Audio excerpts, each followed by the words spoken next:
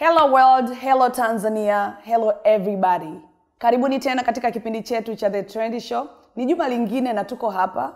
Kama mnavyotuona tuko majumbani kwetu. Lakini msisahau kama kawaida kuosha mikono yenu kwa maji tiririka na kuvaa mask. Na ukipiga chafya, ukikohoa, jitahidi sana. Sijui unanielewa. Anyway, ni mimi mtangazaji wako Cynthia Masasi Msirai. Hola, mimi ni Mimi Maz. Kama Cynthia alivyosema, tunakaribisha tena katika episode ingine. Na leo tunaenda kuongelea wale mabinti wa dada zetu waliopo machuo au mashuleni ambao wanapata ujauzito, na wakipata ujauzito huo wanakuwa wanauoga, kwa hiyo wana end up kuficha, alafu hawaelezi, wengine wanazaa mpaka wanalea, wengine wanazaa na kuwatupa watoto. I don't know, decision ni nyingi sana ambazo huwa kipindi hicho wanakuwa wanakifanya. Kwa hicho ndo tunachoenda kuongelea leo ili tuweze kuelewa na kuchambua, kufahamu zaidi ni kwa sababu gani. Je, tatizo linakuwa kwa wasichana, mabinti na vishawishi, au tatizo linakuwa kwenye wazazi kutokuwa support? Yani in short, kwamba topic ya leo tunaenda kuongelea ni kwa ajili ya wanawake, wasichana, mabinti ambao bado wapo mashuleni na wanakuwa na ujauzito na wanaficha. Right? Yes. Kwanza kabisa sijui kwa nini mtu afiche ujauzito. Sijui kwa nini mtu afiche. Wanasemaga mimba haifichiki.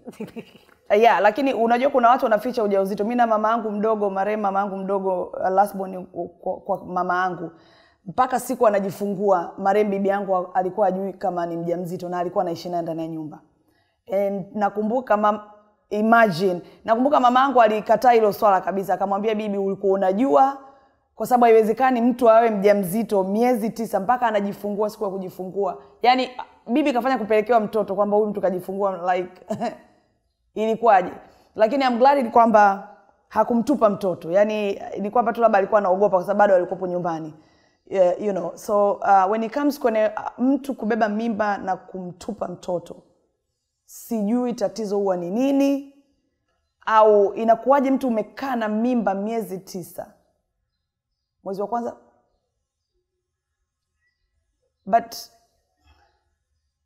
okay, I don't support abortion. Lakini sasa kwa nini asingefanya abortion? Basi labda mwanzoni vile, unanielewa. Lakini unakuja unabeba mimba mpaka miezi 9 afu unazaa mtoto afu unamtupa. Kwa sababu kama a while ago, nimeona kwenye Instagram, I think kwa Milad or something, amepost kwamba kuna mtoto aliokotwa, sikumbuki ilikuwa ni mkoa gani. Mama kajifungua mtoto, kamnyonga mtoto wake, afa kamtupa. Wamemkuta mtoto kanyongwa. Yaani kaka mtoto hata ungekaacha kangekufa tu kenyewe. Kaenda kamnyonga ule mtoto, afa kamtupa. Lakini amemzaa. Wengine wanaweza kusema some people wanakuwa hawajui cha kufanya, unajua unachanganyikiwa. Unachanganyikiwa na nini? Unachanganyikiwa na kitu gani kikufanya umtupe mtoto? Yeah, sijui, labda mnisaidie nyie mlozaa, lakini I don't know, personally I'm trying to think of reasons ambazo mtu kwa nini angekuwa azae kama hivyo, akae na mimba miezi 9 afu mwisho asikoje kuua mtoto au amtupe au ashinde kumlea, vitu kama hivyo. So sijui, labda nyie mnieleze ndugu zangu. You know, I think I've been quiet because I've been trying to digest it. Unajua, I think tuliongelea just before we started shooting this episode. Lakini unajua ukikaa now and we're talking about it, unajaribu ku-weigh the situations na kusema okay, so kila kitu kina process. You know, tumesha establish kwamba maisha yanaenda kwa steps. You know, everyone has a process of how to do things in life.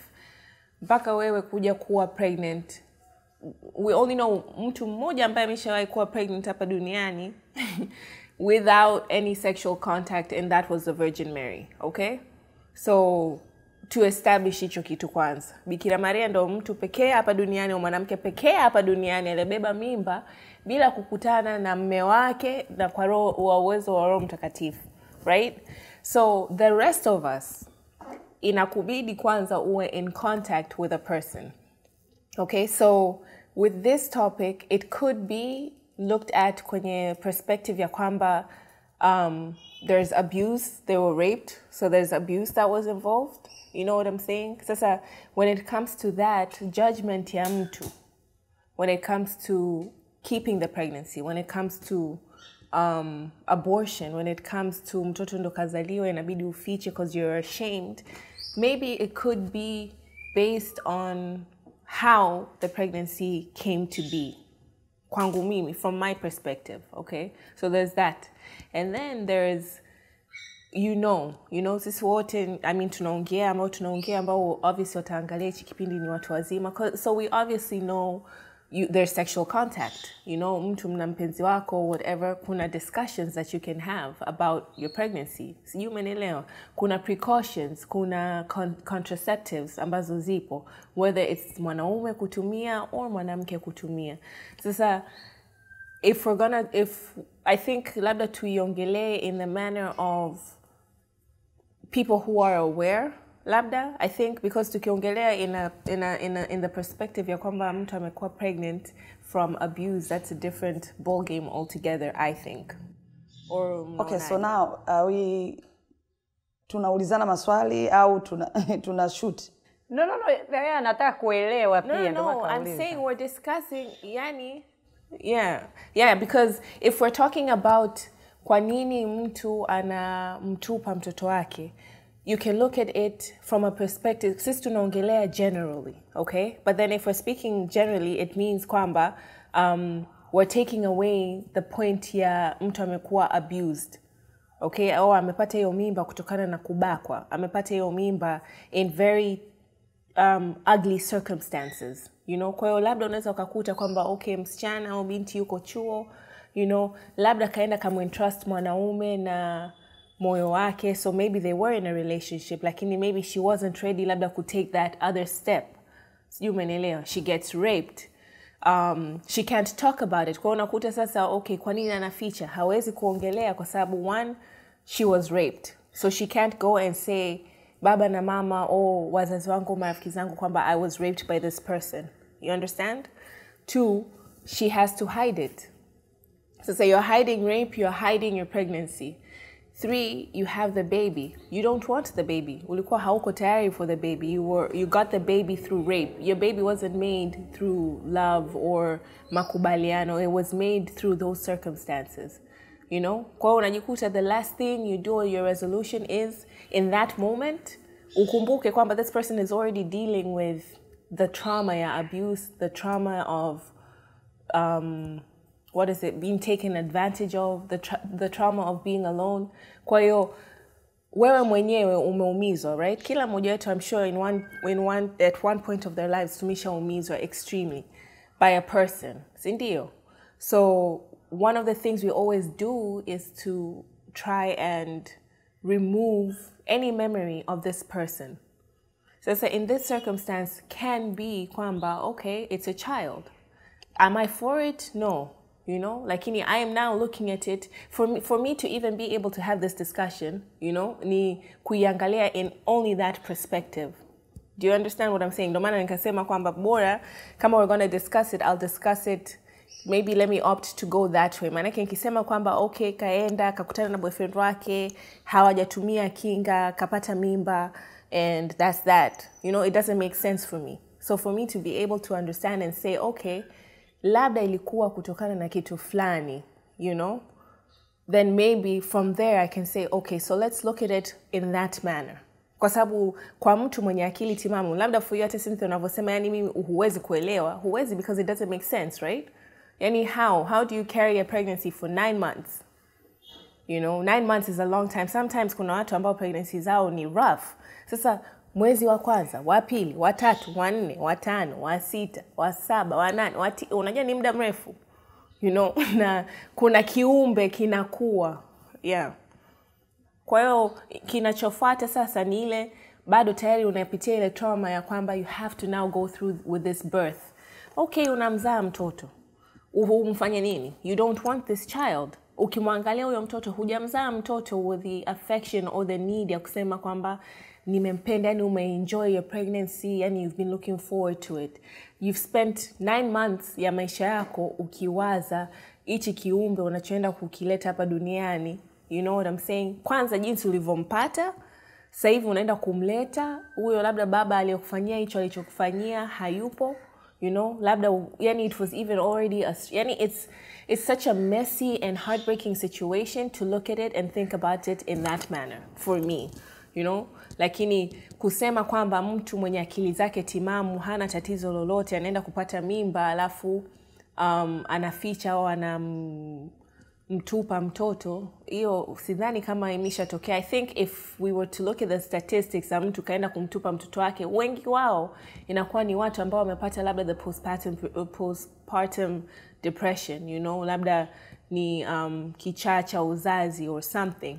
Yani it's triggered by something. It's not kwamba I refuse to believe kwamba mtu anaenda anamchukua mtoto wake ana akili timamu alafu anaenda kumtupa mtoto wake. I don't think what yani I refuse to believe that there's people who are actually normal. Ningependa kuuliza hapo kitu kimoja.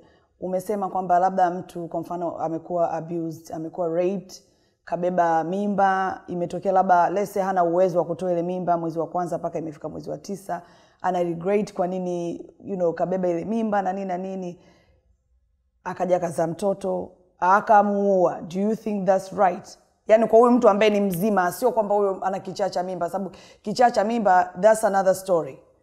Cause mimi nilikipata. I don't. Obviously, I don't think it's right.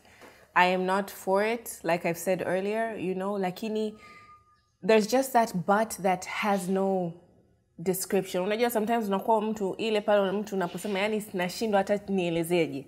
I think mimi ndo it's for me personally nitaiweka in that perspective kwamba it's inexcusable kuua mtoto. You know, there's absolutely nothing on this world that can justify why uende kumuua mtoto wako. Okay? Ambaye umembeba kwa miezi 9. There's orphanages, you know, take your child, nenda kamweke at the doorstep for you know what I'm saying? Like ni kwenda kuua kiumbe ambaye, and I can only imagine how much of a struggle it is for that child, because I mean a newborn baby hakana hata nguvu cha kufanya chochote, to be honest, zaidi ya kulia na so mimi nadhani tunaweza tukasema unaweza excuse ambao labda wana matatizo labda hivyo ya akili, kwa sababu mtu akiwa na matatizo ya akili kwamba hajijui, anaweza hata akamlalia mtoto asijue kama kalalia mtoto kwa sababu kachanganyikiwa. Lakini mtu mzima na akili zake timamu, okay, umekuwa raped, why don't you speak? Why don't you say something? Labda watu wakusaidie kwamba nimekuwa. There's still a hectic stigma around being raped. Umekuwa raped ukapata mimba unashindwa kusema. Rape and sexual abuse, it's very stigmatized. It's a topic you can't discuss. You know, it's not something unajua. We need to understand. Tukumbukeni ambao tunaongelea ni mabinti ambao bado wapo chuo. Of course. Sijui mnaelewa hilo. So wengine labda bado wapo wanaishi na wazazi wao, wengine kuna ile fear pia ya mzazi. Baba yangu, Mungu wangu akijua nimeshika mimba inakuaje? Mama yangu wataniua, watanini. Kwa at that point in time, akiwa anawaza vitu vyote hivyo, ukiachana na mambo ya sijui kichaa cha uzazi na nini, anawaza ana mzazi, alafu yeye sasa hivi pia ni mzazi, inakuaje? So I think she was supposed to they think make of that decision. Jamani, alafu hapa tunaongelea you know, think about that way before. Ndo kama ile mtu unajua kwamba kapata mimba hajijui. Umeshaelewa, kuna wengine wanapata hawajijui, kuna wale wengine wanajijua lakini ni uoga tu la uzazi. At least unajua kuna wale wazazi ni wakali. Kuna wale wengine at least wanaelewa. Wanaweza wakasupport wakasema okay, ndio lishatokea la kutokea. Basi mwanangu njoo tu kaa hapa. Mtoto atapozaliwa tutakusaidia kulea. Lakini sio kila mtu ana privilege ya kitu kama hiyo. Kwa nadhani decision making ambao anakuwa nayo kipindi hicho, sasa mtoto ndio huyu hapa mbele yake. Trust me, anaweza akasema akili yake ikaja haraka haraka akasema chukue mtoto mfunike na mto au mtupe chini au mzamishe or something. And then by the time unakuta mtoto ameshafariki, ndio mtu labda unamkuta hata na yeye akili zake zimerudi, alafu anaanza ku regret the decision. But there's nothing they can do at that point in time. Tukumbukeni pia ukiwa kwenye situation kama hiyo, kama ilikuwa ni unexpected, you can't really judge a person for the decision they can make at that point in time, because I'm sure wenyewe wameshajipa lawama nyingi sana mpaka hilo tukio limetokea. I mean, you know, okay, you can say that, but then I think I've spoken about this or I haven't, but ni kitu ambacho I experienced with my sister, okay? Yeye alipata mimba wakati bado yuko chuo. sawa. So she got pregnant, and I was in boarding school obviously, kwa hiyo nikawa sijui, lakini nikarudi nikamkuta kwamba yupo. Na nakumbuka the first time I saw her nikawa nimemwona yani kaongezeka fulani lakini kwenye tumbo. Sasa, you know, and there was like a certain vibe in the house ambayo sielewi, yani baba kakasirika, mshua kakasirika nini, he's not the happiest. And mind you, this is a situation ambayo mimi niko boarding, so by the time narudi kukutana na hiyo situation, kuna mengi ambayo yalikuwa yameshajiri before that. Sawa. Sasa I came in when my father ndo kwanza yani ilikuwa ni kipindi kile, we're talking 14 years ago, okay? So she got pregnant 14 years ago, amekuja amempata my niece. I mean, well, she got pregnant or whatever, yuko shule, and my father was pissed. Yani haelezeki, haambiliki.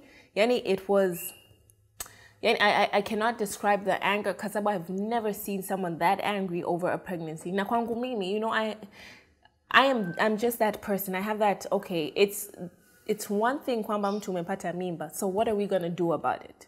Do you understand? Even 14 years ago, that is the mindset I was going at. Mimi sikuweza kuelewa, why are you so mad though? You know, it's pregnancy. You know, it's not AIDS. You know what I'm saying? It's not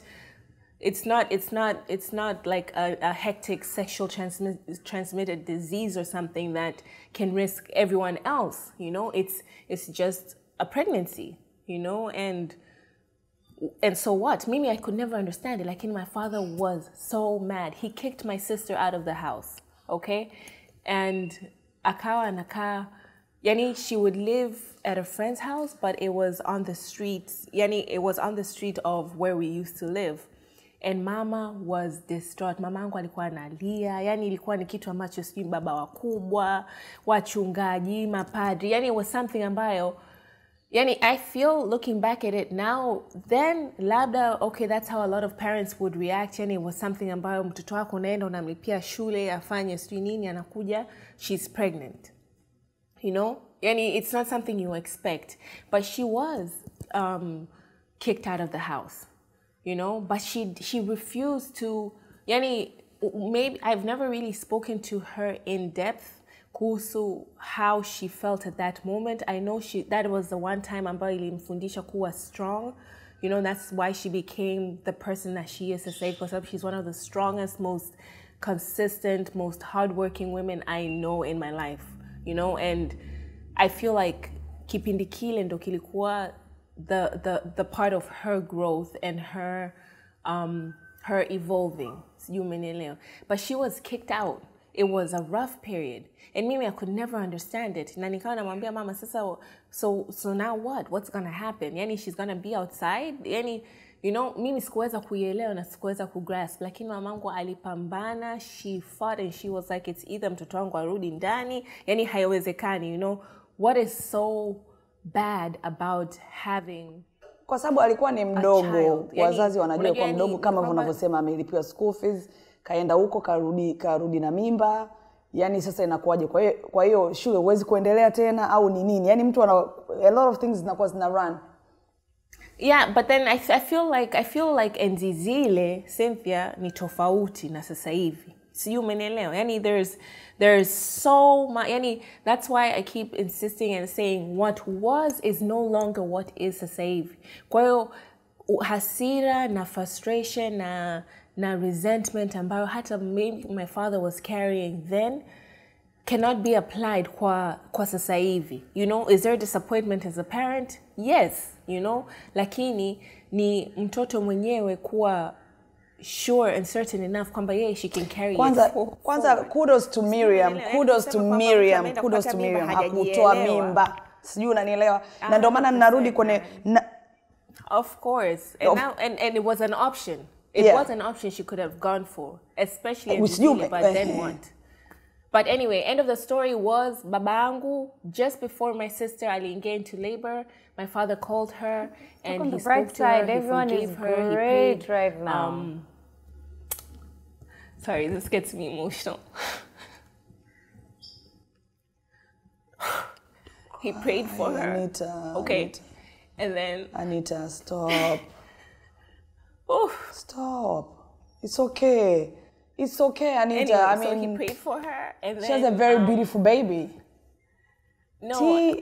Yeah. Yeah, so he prayed for her, and then he said he forgave her and that he will be there for her. But imagine, she went through this for 9 months, bro. From the moment that my father knew she was pregnant, Mpaka 9 months, like full term, she had to struggle with that pregnancy, be on the streets, unafukuzwa, and it was such an unfair situation for someone to be in, But she made it. And in the end, with prayer and consistency, and the fighting my mom did for her child, kwamba this is still my child, I'll still be here, I'll still take care of you or whatever. She literally went into labor right after he finished praying. So we were in the hospital, akaja mpaka hospitali kumwangalia mwanae or whatever. And he was so excited. Lenny, it's like, it took 9 months for you to flip the switch, and now all of a sudden you want to embrace your grandchild. You understand? So, mimi naongelea then, and it was rough. But now I'm sitting here and I'm saying, now the world has advanced way more. Yani kuna vitu vingine we cannot continuously make excuses for. You get what I'm saying? Because if we look at it, we're saying, okay, msichana unaenda, you have sexual intercourse with your partner or whatever. What are the odds that you're gonna fall pregnant? I mean, surely, you know what I'm saying? It's there. If you have sex with someone, you could fall pregnant. You could get an STD. You could catch a virus or an infection or whatever. It's there. Kila siku tunaambia, watu wameizungumzia. Before, was it stigmatized? Yes, but now it's not.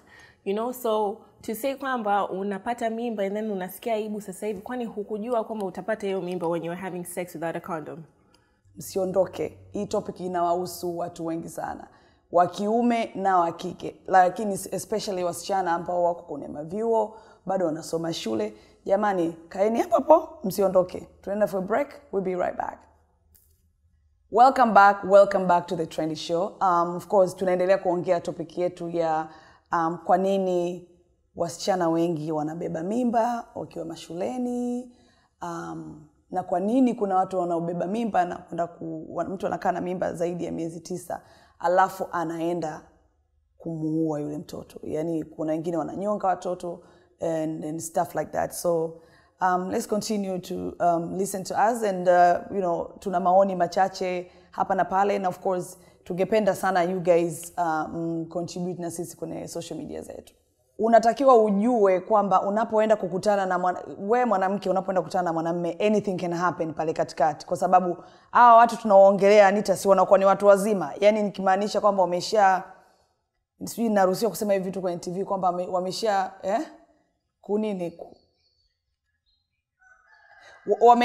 wamesha kuwa watu wazima, yani wameshavunja ungo, wamesha balee. Unapokutana mwanamke na mwanamume, anything can happen. Unaweza kupata hivyo mimba au unaweza kupata magonjwa. Kwa hiyo need to know either kama unataka mtoto. Mimi ninapofikiria, kama unataka mtoto, go ahead and do that without protection. Lakini kama expect kupata mtoto, kwa nini ufanye mapenzi bila kutumia protection? Na kama ikitokea kutokea inaruhusiwa hiyo, inaitwa condom. Sema watumie condom, wasitutanie. Sawa, umeshaisema inatosha. Umeshaisema inatosha. Kwa mfano sasa mimi Mars, wewe you're still very young.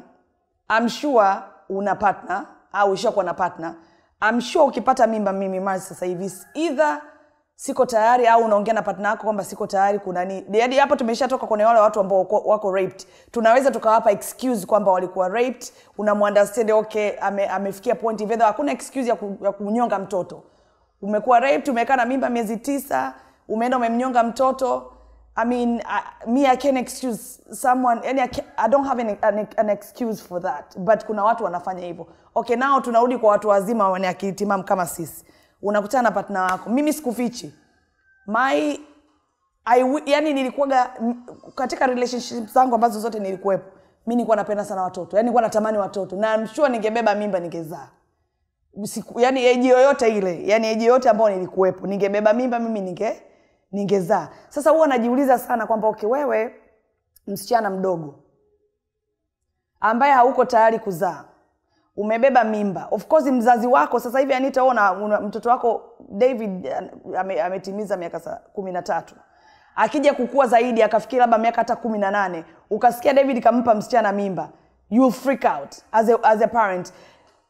Na understand baba. I think I wouldn't freak out. I think I'll be disappointed. You know why? Because of the relationship I have with my child. Yes, exactly.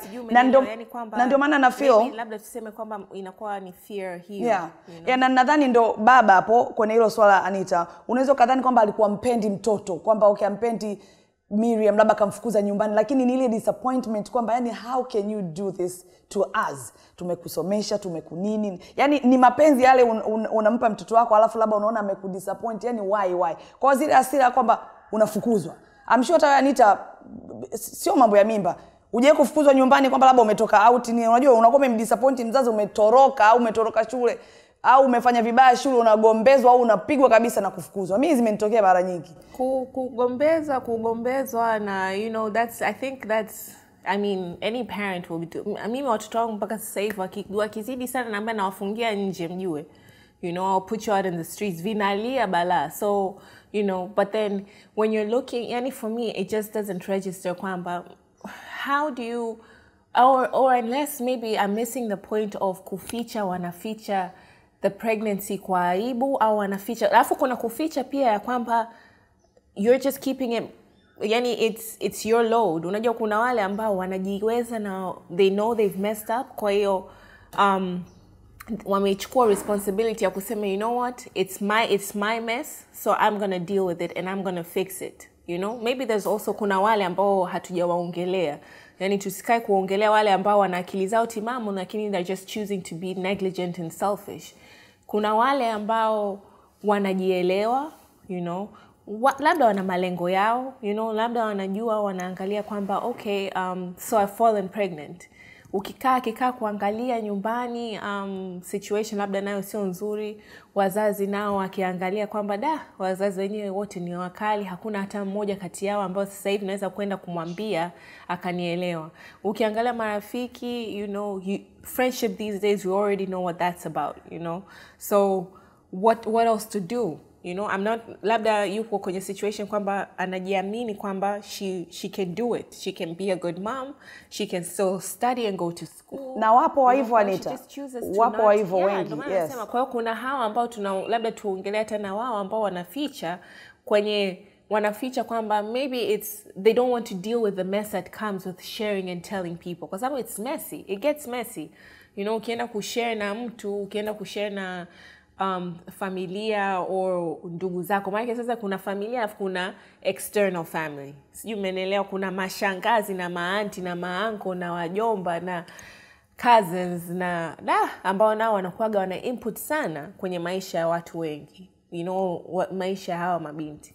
Kwa hiyo there's also that. Kwa hiyo I think on this topic we have wale ambao wanajua wanachokifanya lakini they're just choosing to be stupid and do it anyway. You know, and then they want to cry after the circumstances have happened. And then you have the ones that have been abused, you know, who it's a complete difficult situation and struggle for them. And then you have the ones ambao wanajielewa, you know, and they know they've messed up, lakini they're adult enough and responsible enough and sincere enough to take that responsibility of saying nimeharibu, I've messed up, but I'll be responsible for my mess up, you know. Ambao ndo hao labda wanakaa kimya wanasema you know what, simwambii mama wala baba, atakuja kujua baadaye. Yeah, lakini mimi nadhani pia wazazi wanatakiwa sana. Yani sisi kama wazazi I always preach about friendship ya mzazi hata na mtoto. Unajua saa nyingine wazazi tunakuaga wakali sana Anita, to the point where mtoto kama hivyo linamtokea la kumtokea, kwa sababu kuna watu wanafanya abortion na wanakufa. Unajua mtu anaenda kutoa mimba ndio hivyo tena anakufa.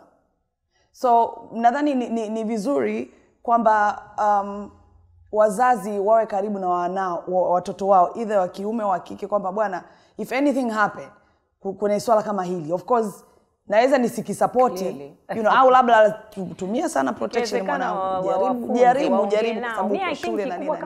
Lakini kikitokea kitu kama hicho, as I said, I'm not promoting watu wa kutoa mimba, lakini I rather toa mimba. Anita, which one do you think is, mimi sioni kama, ndio maana nimesema sioni kama ni sawa, lakini mtu amebeba mimba, Anita, miezi 9 afu anaenda kumnyonga mtoto, jamani. Then okay, that's not those are not people we're going to waste our time discussing. Yani hao tunawapa mileage sana kwa sababu ni upuuzi wao, na we can't sit there and discuss people like that. We're discussing people like those situations. Like in someone ambaye mwenye akili timamu anaenda kufanya hivyo and still chooses to kill a child. Kwanza, is there a sentence au kifungo anaweza kupata for such instances wakija? Yeah, of course. Yes, ukijulikana unauawa, not unauawa, I mean unafungwa, of course. Sababu hapo hiyo ni murder case, my friend. Na wanahukumia kifo, sio?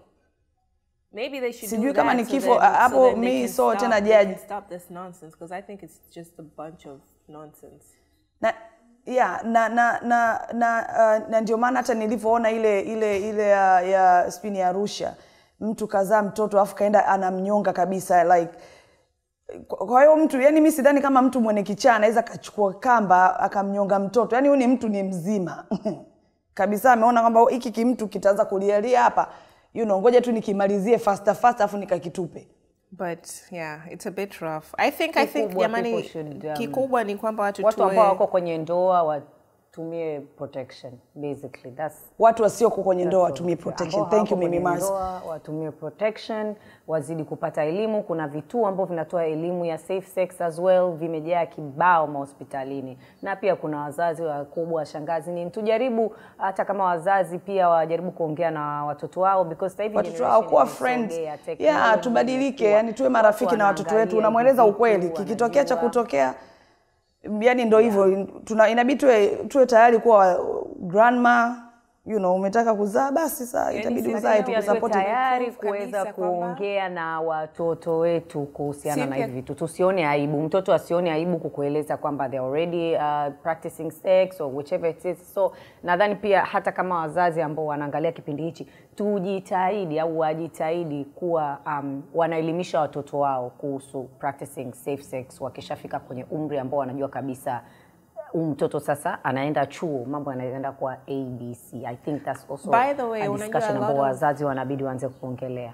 Siku hizi watoto, they've started having sex way before chuo, unfortunately. This is the world we live in, and huwezi ukai, yani I think by the time your child anafika kuwa a teenager sasa hivi na the digital world tuliokuwa nayo, that's when you start talking to your child about safe sex, about sex, and when it's right to actually even try and say ni mkiss mwanamke or ni mkiss mwanaume, or yani I think now tumefika at a stage where mtoto akishafika 13 unamintroduce sasa, unaanza kuongea, unagusia sio deep, but unagusia the basics. Maana bado akiwa kwenye 13 wanaile wakiona watu wana kiss, ew.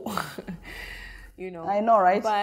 But sasa hivi they're so much more exposed to all of this than we used to be exposed to. Unajua zamani ukuta hata kwenye TV randomly unawasha TV, you see sexual content or whatever, it's crazy. Mimi mamangu alikuwa na fast forward, my friend. Lakini sasa hivi it's right there. Ukienda on YouTube, ukienda on Instagram, yani sex and the empowerment of that topic, it has, yani iko usoni mwako, kwa huwezi kuificha. The one thing you can do or you should do as a parent ni kuongea na watoto wako. Alafu watoto wa siku hizi sio watoto. Kuongea na watoto jamani ni cha msingi sana. Unajua Anita, kwa mfano mimi binafsi sikumbuki mamangu okay, babangu mimi amefariki nikiwa bado mdogo. Not mdogo, but yani ndo nilikuwa naanza kukua. Kwa hiyo sikupata naye muda sana hivyo, lakini mama yangu hakuwahi kunifundisha, yani hakuwahi kunikalisha chini na kunielezea kuhusu labda, sijui umenielewa, yani maisha labda ile kwamba okay Cynthia umeshavunja ungo sasa, kwa hiyo kuna A, B, C na D, ukikutana na mwanamume kuna you know what I'm saying. Sikuwahi kupata mafunzo kama, yani nimejifundisha mwenyewe juu kwa juu. Acha ujinga basi. Nimejifunza mwenyewe. Kwa hiyo and I believe sasa jinsi mama hakuwa na dialogue na mimi. Yaani ni ukali tu, yani ni kusikia una mimba nakwambia. Ni kusikia, yani uje hapa nyumbani kwangu mimi una mimba wewe ndio utanijua. Yani mimi nadhani ningechinjwa mimi kabla ya kumchinja ule mtoto. Lakini mimi kama mimi na mtoto wa kiume, Anita kama ulivyosema, akifikia kwenye hiyo age ya kwamba lazima kumuelewesha vitu kama hivyo. I'm sure itakuwa, sijui kama ni kazi yangu so much, lakini ile kumwambia bwana mwanangu, yani sasa hivi jitahidi na nini of course baba yake will you know, baba, unajua baba anavyomuelekeza mtoto na muelekeza kisela sana. Kama for example, David is 13 now, okay?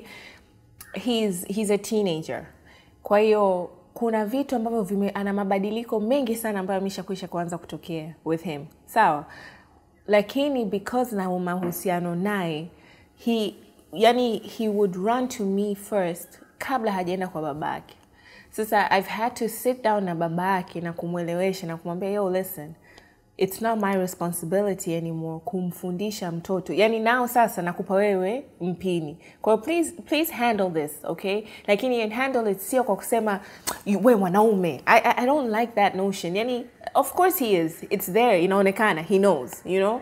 Lakini how about you nurture him and tell him kwamba okay, this is how you take care of yourself. This is how unajisafisha. This is how, unajua kuna vitu vingine mimi there's only so much sasa hivi I can do for my son. You know what I'm saying? On the personal level. Yani ile kwenye the personal physical aspect. You know, hata how to be or take care of a woman, to treat a woman or whatever. Siwezi, yani I can enforce it on him, lakini inabidi pia ione with the example that is around him, which is his father.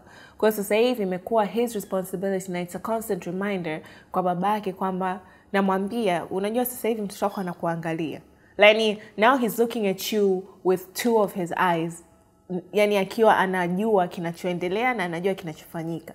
So it's your responsibility sasa hivi to show him kwamba this is how you're supposed to be.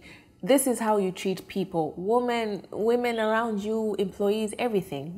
It's your responsibility. Kwa hata kwako wewe, I think as much as you'll say kwamba there's some part where you'll have to let go, you still have to be that reminder kwa Richard, you know, and be like, basi saa Richard wendo ukamwambie.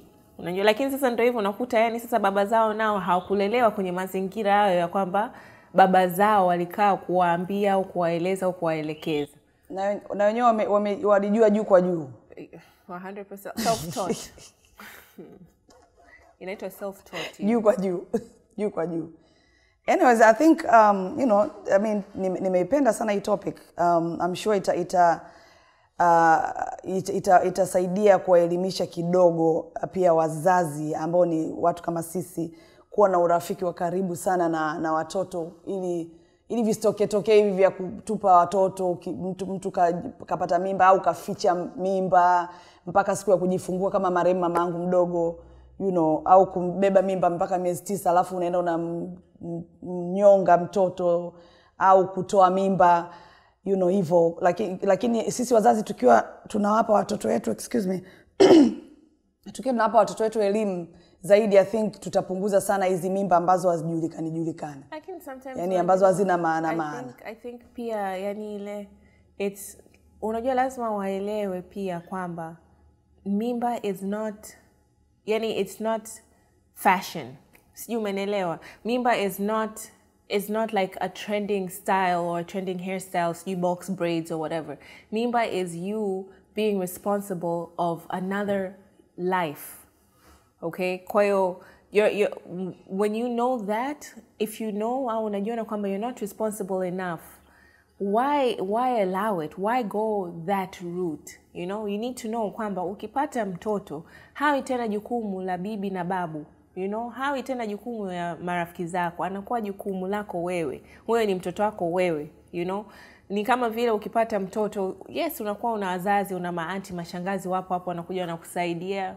Yeah, anakuja hapo anakusaidia, or you know, wanakuepo, wanakuangalia. Lakini mtoto akilia ile usiku wanapambana naye, so wanakuletea mtoto wako upambane naye mwenyewe. You know what I'm saying? So at the end you have to understand this. You have to know kwamba kuchukua au kuwa na mimba sio kwamba it's just fashionable kwa hicho kipindi cha miezi 9. Hiyo fashion inaendelea, you know, it's if you want to make it fashionable, ujue inaendelea for the rest of your life, kwamba ulichofikiri kwamba kitakuwa kina trend kwa miezi 9 sasa kimefika stage inabidi ki trend zaidi, you know. So are you ready to take that responsibility? Yani na why? Yani kwani ukiwa na mpenzi wako bila kuongezea masuala ya kuwa na mimba au kupata mtoto, yani ni kwamba mahusiano hayaendi au nini? And by the way, if you find a man that tells you that with no guarantee whatsoever kwamba atakuwa na wewe, I think you should just leave that person, period. You know, maana kuna hiyo nayo kwamba pata tu, kidogo tu baby, kidogo tu, you're in the moment, kidogo tu, and then it becomes 9 months kidogo tu, you know, then what? So I just think, I think that's something we should put into motion, and watu waelewe hicho kitu kwamba it's not just the 9 months, it's maisha yako wewe. Ni maisha yako yote utakuwa na huyo mtoto. A child changes your life. Hata kama ukificha vipi, there's only so much you can feature about a child. Eventually you will need help. Eventually wazazi wako itabidi wajue. Eventually, yani pale ambapo nafikiri kitu unaweza kukificha for only, yani you can only hide something for so long. Yeah. Jamani, nadhani muda umeisha tuaga hapa. Tumeongea mapointi mengi sana, you know, kama nilivyosema earlier. Anyways, tumeweza kuchambua tuwezavyo. Unasema Mimba? Nasema tumeweza kuchambua tuwezavyo.